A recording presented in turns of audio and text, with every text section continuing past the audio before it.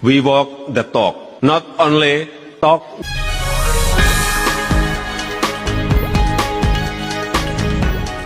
Selamat siang, pemirsa. Mungkin sulit dipercaya bagi kita yang hidup di tengah kemajemukan, bahwa sebuah gesekan kecil di jalan raya bisa berujung pada hilangnya nyawa. Peristiwa ini meletus pada 27 Oktober 2012, berawal dari kecelakaan lalu lintas di Jalan Weorong yang melibatkan dua gadis dari Desa Agom dan sekelompok pemuda dari Balinuraga. Di tengah kepanikan, niat menolong justru disalahartikan sebagai pelecehan fisik.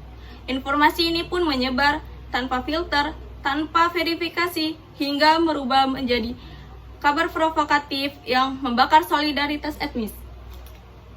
Indonesia adalah rumah bagian ribu perbedaan. Namun sejarah mencatat, perbedaan itu pula yang kerap menjadi sumbu pendek perselisihan.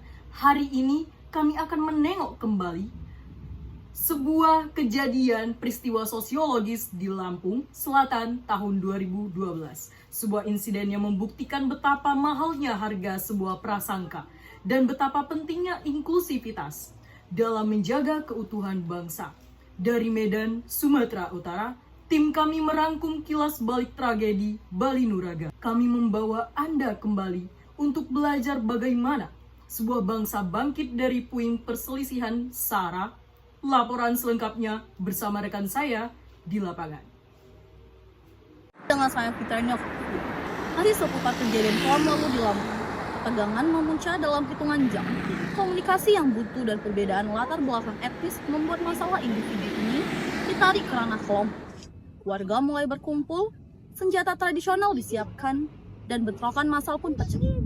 Ratusan rumah di wilayah Balinugara hancur, ribuan warga terpaksa mengungsi di bawah kawanan aparat TNI dan Polri. Namun, jika kita bedah lebih dalam, kerusuhan ini bukan sekedar soal kecelakaan motor. Para pakar menyebutnya sebagai teori gunung es.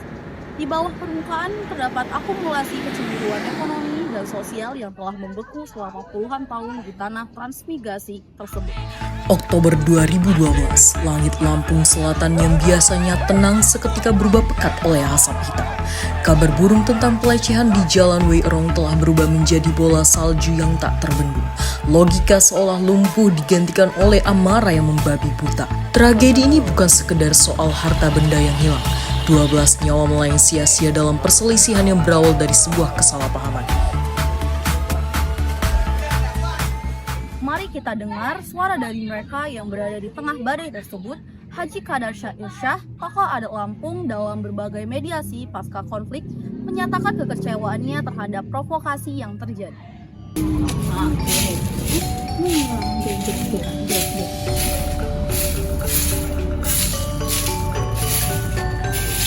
Berikut pernyataan dari Bapak Kadarsya Irsyah. Sebenarnya masalah ini soal harga diri. Jadi, namun ada pihak-pihak tertentu yang memanfaatkan masalah ini biar enggak cepat-cepat selesai. Jadi, sebenarnya korbannya itu kesalahpahaman. Kurangnya komunikasi, kami itu kurang komunikasi antara pihak sebelah. Begitu ya Pak. Terima kasih ya Pak. Sementara itu, I Gusti Ngurah Arya, selaku perwakilan warga etnis Bali, menekankan pentingnya penerimaan sosial bagi para pendatang. I Gusti Ngurah Arya, bagaimana pendapat Anda terkait persoalan ini?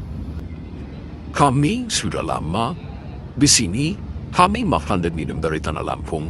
Kejadian ini adalah duka terdalam bagi kami.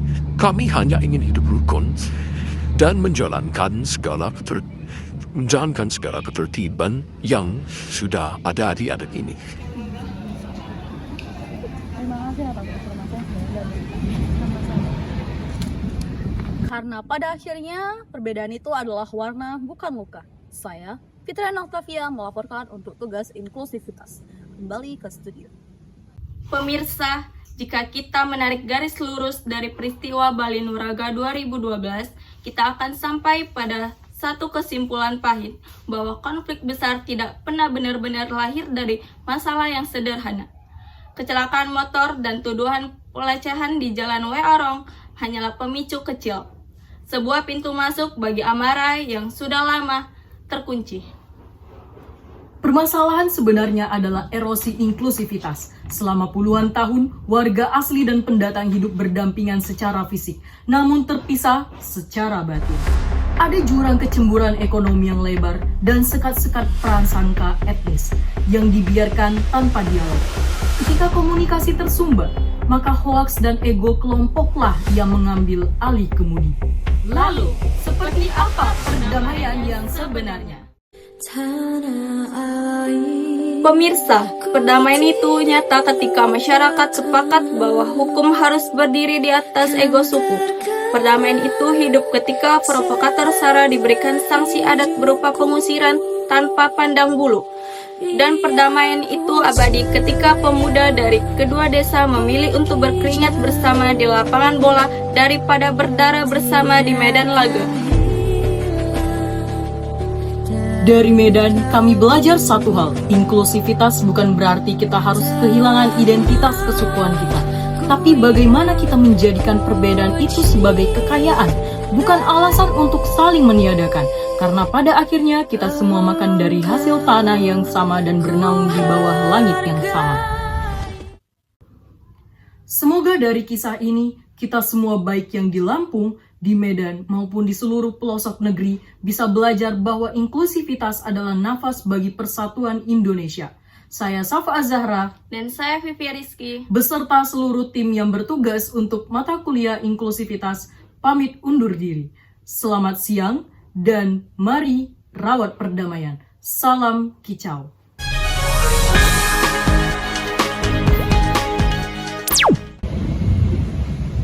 Perdamaian ini bukan berarti kita melupakan apa yang sudah terjadi, tapi kita lebih memilih untuk tidak mewariskan masalah-masalah sebelumnya, mewariskan dendam kepada anak cucu kita.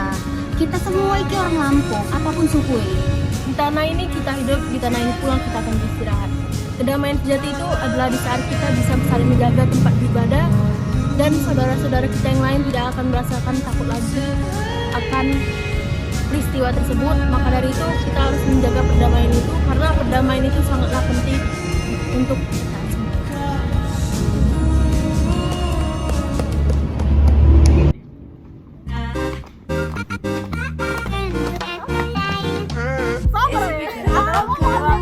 Jadi selalu banyak buang waktu dari atas sampai bawah anggun. Baby know that I just wanna be with you. Berhenti, jangan lanjut.